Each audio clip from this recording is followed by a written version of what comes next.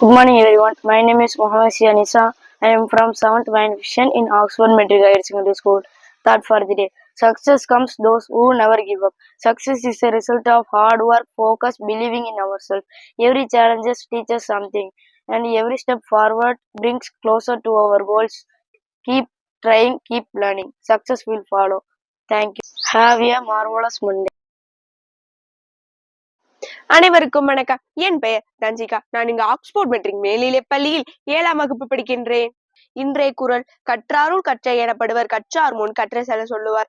கற்றவர்கள் உள்ள அவையில் தாம் கற்றறிந்தவற்றை அவர்கள் ஏற்குமாறு சொல்பவர் கற்றாருள் கற்றை எனப்படுவர். தாம் கற்றறிந்த உண்மைகளை எவ்வித தயக்கமின்றி துணிவோடு எடுத்துரைக்கும் திறனே அவை அஞ்சாமை.